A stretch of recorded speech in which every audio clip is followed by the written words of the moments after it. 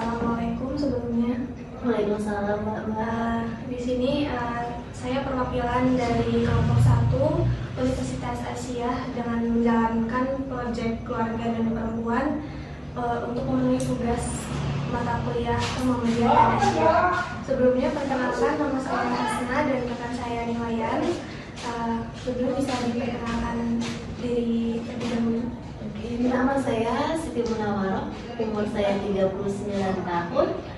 Alamat saya di Jalan Arjuna nomor 21B Logajan. Asal saya asli dari Jogja. Di sini saya meminta bantuannya untuk berdiskusi sedikit tentang bagaimana perjalanan atau pengalaman Mbak sebagai single parent ya. Sebelumnya sudah berapa lama menjadi single parents? 10 tahun. Sekitar 10 tahun. Kalau pekerjaan Mbak sekarang apa? Kalau sekarang saya sih wira swasta. Baik. Kalau adakah yang bisa Mbak, maksudnya adakah yang membantu perekonomian Mbak setelah perpisahan terjadi? Dari awal sampai sekarang nggak ada. Saya sendiri. Berarti semuanya mandiri? Mantan suami enggak. Kalau apa saja kendala yang saat Mbak alami selama menjadi single mother? Kendala banyak ya. Garis besarnya mungkin seperti kayak biaya pendidikan, terus habis itu masalah ini ya, otomatis kayak gitu ada masalah di lingkungan ya, dengan status saya juga mesti ada gejolak seperti itu. Apa namanya, punya putra putri? Ada putra satu. Iya, umur 14 tahun. 12 SMP. Iya, kelas 1 SMP. Bagaimana perasaan Mbak dan serta tindakan sewaktu kehilangan orang yang pernah bersama gitu? Yang pertama shock, yang kedua depresi, jelas. Semua depresi. Bagaimana Mbak mengatasi masalah tersebut? Seiring berjalan waktu berusaha untuk belajar legowo. Kata legowo itu kata yang mudah diucapkan tapi setengah mati ngejalaninnya ya. Kalau saya untuk berusaha untuk lupain permasalahan saya dengan nyibukin diri aja. Kalau saat itu kan saya bekerja, jadi saya dalam bekerja. Kalau badan misalkan udah nggak ada capek, udah kayak udah nggak keinget aja masalah pribadi kayak gitu. Yang jadi motivasi apa Mbak? Buat Bang Anak pertama. Anak. Iya, motivasi dan semangat hidup adalah anak. Itu berarti waktu bisa aku Sekitar 3 tahun. udah 3 tahun. Iya, 3 tahun lebih sedikit.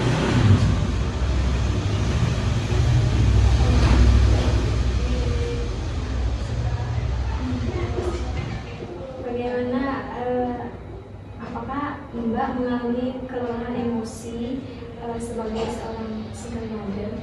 Ada di saat-saat tertentu pasti ada. Kalau saat kan Mbak ini punya anak itu pernah ini nggak stres sendiri? Ada kalanya pernah ngalamin. Misalkan nih contohnya pas waktu seperti dulu pas waktu kerja, kalau dulu kerjaan saya kan dari pagi ya, waktu dulu masuk jam 8:30 pulang sore, tapi saya jarang untuk pulang sore karena saya handle anak buah, jadi kadang saya pulangnya malam kayak gitu. Belum lagi nanti kerjaan masih dibawa pulang ke rumah, belum lagi nanti pas anak katakan masih biasa gitu, pas dia rewel ya, nah belum lagi dengan pikiran kita yang masih harus menghandle itu, dan belum lagi nanti kalau ada anak buah telepon, karena di perusahaan kami HP nggak boleh mati 24 jam, nggak boleh. Jadi walaupun itu tengah malam pun juga kita harus tetap standby. Terus itu waktu kalau Mbak kerja gitu yang ngurus anaknya? Kalau dulu saya dari pas PAUD TK sampai SD kelas 3 dia habis sekolah full day. Jadi full day sampai jam 5 sore. Nah setelah jam 5 sore nanti saya nitip ke almarhum ibu saya. Satu masih ada almarhum ibu. Jadi nggak terlalu lama ninggalin anak sama orang tua.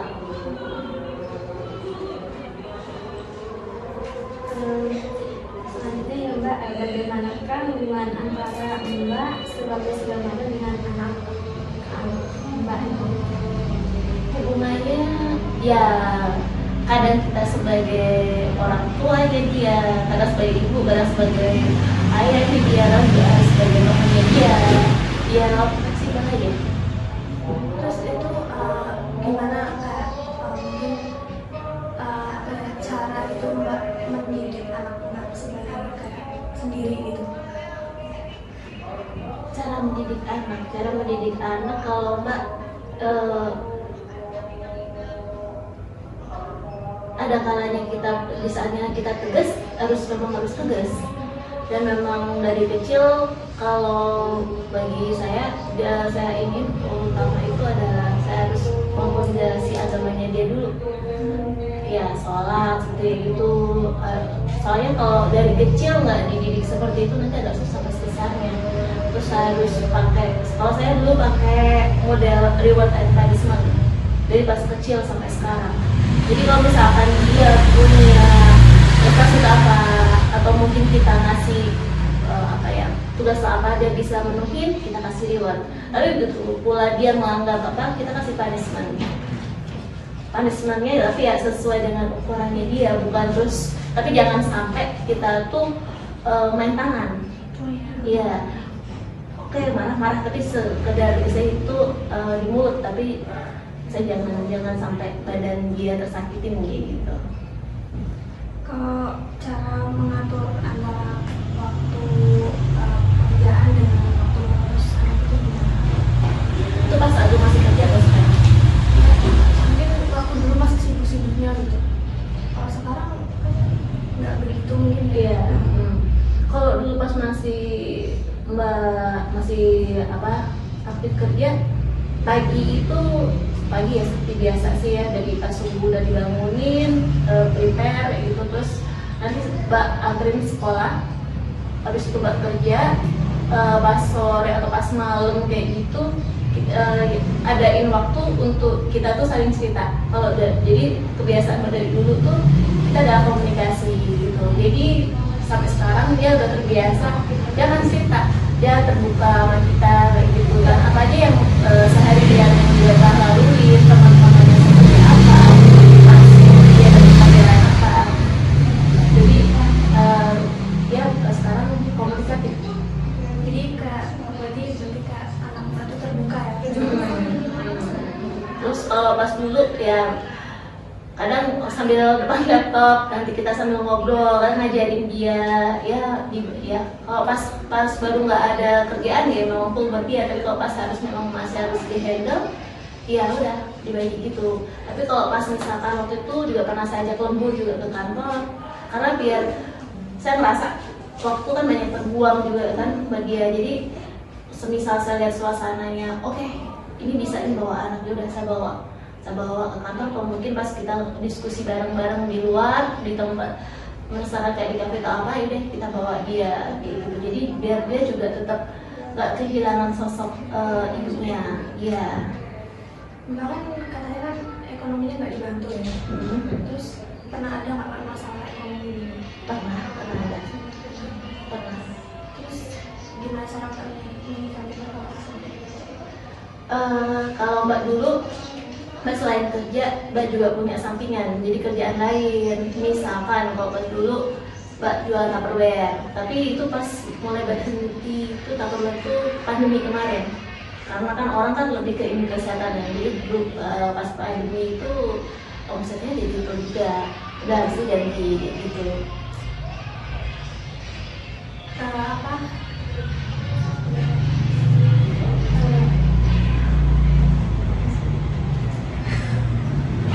Benar.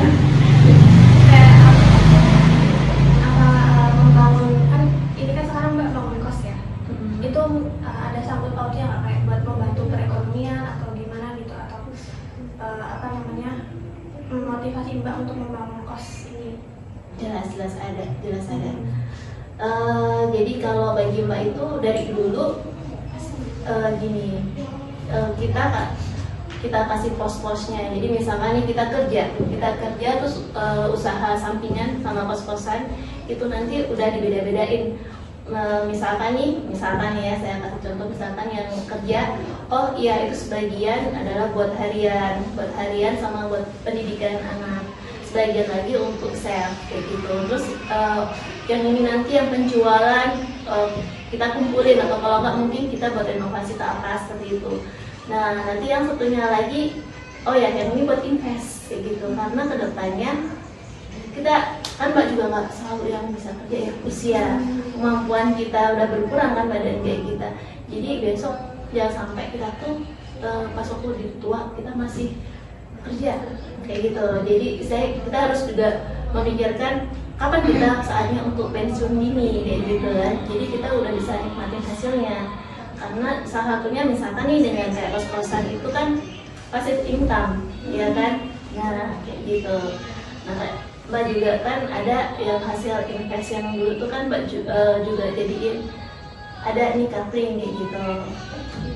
Jadi udah mikir, oh ya ini besok buat misalkan nih buat besok pas anaknya mungkin pas udah nikah atau gimana, atau mungkin buat modal dia besok usaha atau apa kayak gitu. Nah kalau misalkan yang ini kan yang sekarang ini kan besok buat saya pas Mbak tua kayak gitu kan. Karena kita jangan sampai terus berpikiran kita tergantung sama orang, atau kita ngandelin bantuan dari orang lain, atau mungkin misalkan sekarang kan memang banyak ya bantuan dari pemerintah kayak gitu kan. Ya itu juga plus minus kan ya. Ya plusnya bisa memang benar-benar bantu, tapi minusnya kadang jadi bikin orang tuh agak males kadang kayak gitu. Ya kan kayak gitu karena orang dapat tergantung, oh ya besok kan dapat bantuan nih kayak gitu, kayak gitu. Kesibukannya selain untuk cari uang ini ya, kesibukannya sekarang setelah udah resign dari kantor jadi lebih terjun ke masyarakat gitu. Sekarang kalau di kampung ini kan Mbak juga aktif di PKK gitu misalnya, terus habis itu jadi kader posyandu dan lansia. Jadi pemeriksaan kesehatan untuk lansia dan pralansia. Kalau lansia itu kan dari 50 ke atas, kalau yang pralansia kan yang di bawahnya, jadi kayak yang masih umur 28, 30 itu udah bisa. Nah itu kan kita bisa cek kesehatan dari tensi, asam urat, kolesterol, terus habis itu kita juga ngasih penyuluhan tentang kesehatan. Nah dari kader itu pun kita juga ada sekolahnya itu ada beberapa sertifikat juga yang Mbak dapat dari hasil pelatihan, dari ada sekolah beberapa hari seperti itu. Nah dari hasil sekolah atau mungkin tadi penyeluruhan itu nanti kita sampaikan ke masyarakat, atau kita juga ada kunjungan. Dan kan ada juga yang lansia itu udah nggak bisa jalan apa, nah itu ada nanti beberapa waktu tertentu kita datang, kita kontrol, ya kita kunjungin, kita kasih support buat mereka. Terus habis itu juga di sini kan sering ada kayak lomba-lomba, sampai kemarin juga kan mewakili kelurahan gitu kan, kita maju ke balai kota beberapa kali seperti itu. Kadang kita juga presentasi di balai kota kayak gitu. Selain itu juga bahkan punya hobi dari zaman kuliah itu kan hobi traveling. Nah dari hobi traveling dulu dari pas kuliah sampai sekarang jadi kebawa nih. Kalau kayak sekarang itu juga karena ada tamu dari luar kota, jadi gak guide-nya. Jadi kita main juga kita dapat uang juga. Iya, lumayan. Kita bisa kuliner, traveling, dapat uang pula ya kan. Tapi kita juga kalau misalnya kita jadi kayak gitu dari dulu pas kuliah, kalau dulu kan nggak kayak seperti sekarang ya dengan medsos kita tahu ini. Kalau dulu Mbak yang gaib, Mbak tanya-tanya nih tentang tempat itu, terutama saya tentang kebudayaan apa gitu. Jadi kalau pas Mbak bawa tamu, Mbak bisa nenangin, bisa tahu kayak gitu. Kalau sekarang kan kita tanya, oh ya, googling aja udah ketemu. Kok dulu kan belum sama juga sekarang ya. Jadi kok dulu nyawa kita main dulu, nyawa gaib, kita tanya, oh iya kita rekam. Nah ada habis itu nanti kita ada sama kamu. Itu terus kalau menurut misal bukan pilihan gitu, itu anaknya dibawa atau di Tergantung lihat situasi dulu kampungnya ini seperti apa dulu dan lihat kondisi anak juga mungkin dia pas sekolah atau tidak. Terus habis itu ini orangnya atau rombongannya seperti apa, dia keluarga atau mungkin dari dinas atau apa. Jadi kan tergantung di orangnya, kan nggak semua tamu kita tuh bisa menerima dengan anak kecil apa ya. Jadi tergantung dulu dan kita lihat sipilnya dan anak bisa atau enggak seperti itu. jadi emang apa dari terpuruk sampai itu yang nggak bangkit kembali gitu ya. Iya, dari minus belum lagi, bukan dari nol lagi, dari minus. Iya, amin. Ada itu nggak kayak kesan untuk kayak sinema di luar sana? Pesannya kita selalu semangat aja, positif thinking, yakin kita bisa. Dan jangan tergantung sama orang lain. Mungkin cukup cukup. Oke, terima kasih. Makasih ya Mbak atas waktunya. Ya, sama-sama. Kami pagi. Mohon maaf ya ada kata atau ucapan yang tidak ini. Ya, nggak apa-apa kok, nggak ada. Makasih juga. Banyak waktunya yang Mbak. Iya, oke, sama-sama. Kalau gitu kita pamit undur diri. Assalamualaikum. Ya, waalaikumsalam warahmatullahi wabarakatuh.